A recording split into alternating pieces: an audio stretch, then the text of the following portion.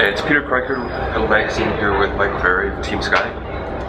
The Quebec race was a pretty tough one, and you and the team did a lot of work. Why don't you describe the team tactics a little bit?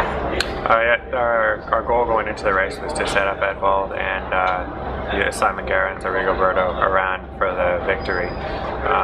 We have a strong team here for both races in Quebec and Montreal, and with a lot of depth. So we decided that we would take control of the race early. So right from pretty much I think the second or third lap, Jeremy Hunt started riding, and then I helped him out a little bit. So he was riding on the front of the peloton, and I was helping him out in center. Christian Keys as well, and then Fletcher started doing a little work later into the race, but we were riding on the front just to allow Edvald and the other leaders to stay up front, be in good position, which is important on that circuit, and also to maintain the gap to the breakaway and to eventually reel in the breakaway. In the end, Edvald didn't have great legs, and neither did Simon Gerrans, but Rigoberto was up there, and he's riding really well right now. And I think we'll likely have a similar tactic tomorrow in Montreal. Okay. I did notice yesterday that the team that you brought over was quite strong. You guys were working really well together. Yeah. I take it the team is treating these as serious races. Oh, definitely. I mean, these are important races now. They're WorldTour races, and all the points are important. And then also, just as far as they're great races to win. I mean, they're fantastic circuits, nice towns to win in, important races for the sponsors, lots of spectators yesterday, and I would imagine there'll be heaps tomorrow as well in Montreal. So I mean, it's definitely big goals for the team. Your wife Dee Dee has won here in Montreal. Are you hoping to be able to match her accomplishment? I was actually thinking about that when I was riding around the circuit today, and just trying to figure out exactly where she had attacked when she won. But I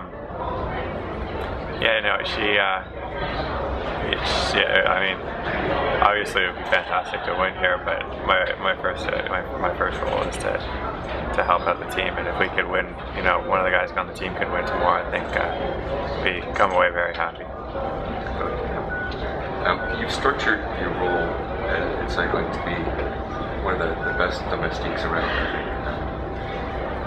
How does an opportunity like yesterday, when you are right up there, obviously finishing top Canadian, how does that feel in contrast to your regular day job?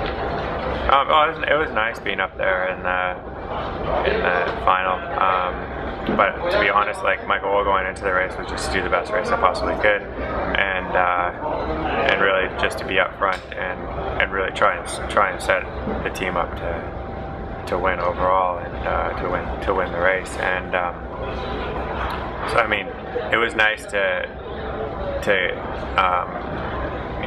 win an award for whatever is best Canadian, but that definitely wasn't my goal going into the race, and I had the opportunity to kind of just race hard in the final and cover some of the attacks, and I found myself still up front. So tomorrow I might save my legs. I think the team will ask me to save my legs, and so I can use maybe be there deeper into the final laps.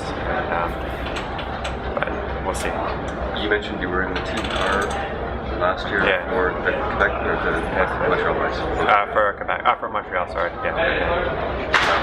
So you saw how the race developed last year. Do you expect that it would be a similar kind of? Yeah, it's really a race of attrition where the peloton just spins down 17 times up that hill. Is tough. There's not a lot of place on the circuit. Not a lot of there's not a lot of space on the course for recovery. So you're either climbing the hill or like sprinting out of corners. So it's a tough race. It's a tough circuit, and it's one of the races where the strongest guys are at the front at the end. There aren't a whole lot of tactics involved. Over your career, you've been cycling for 15 years now. Have you got one particular race that just sticks in your mind?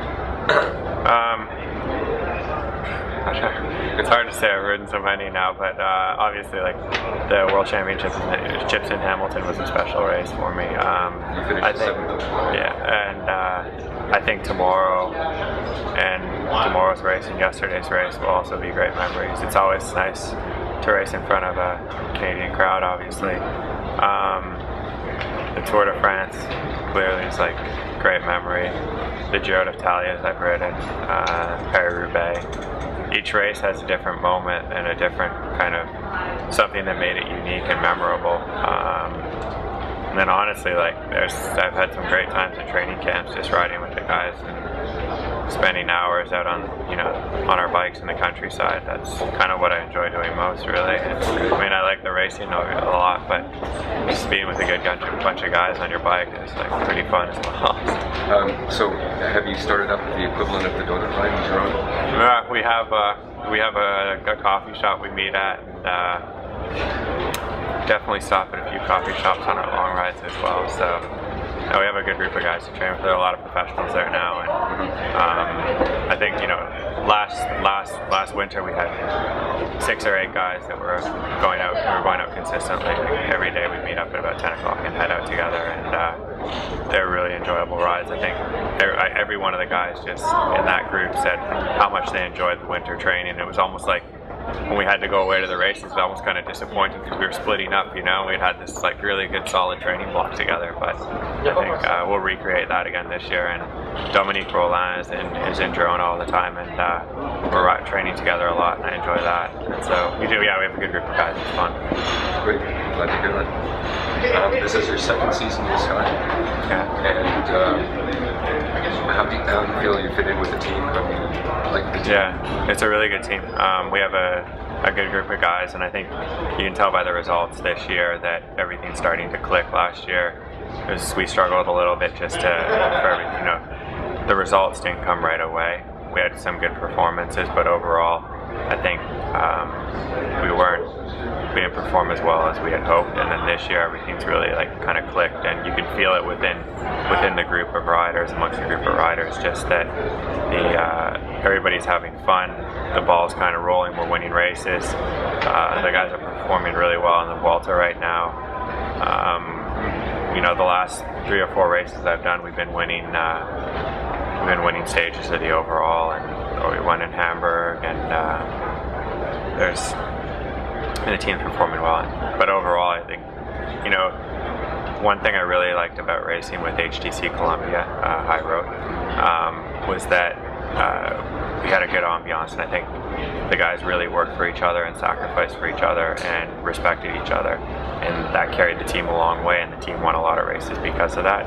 And I feel like this team has that same atmosphere now, and I mean, you can see by the way the guys rode yesterday, and everybody's like eager to do their work and doesn't complain about it, just gets it done. And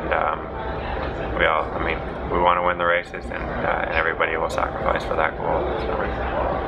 It's been an impressive season, absolutely, for the team. Thank you. So, do you know what your future with the team is? Well, yeah, I have it sorted out, and I mean, I can't say it officially, but yeah, I mean, it will.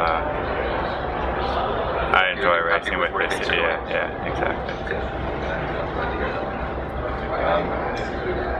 Do you have aspirations for getting back to the Olympics one more time? Yeah, for sure. I mean, obviously, them being in London is something really unique and special, and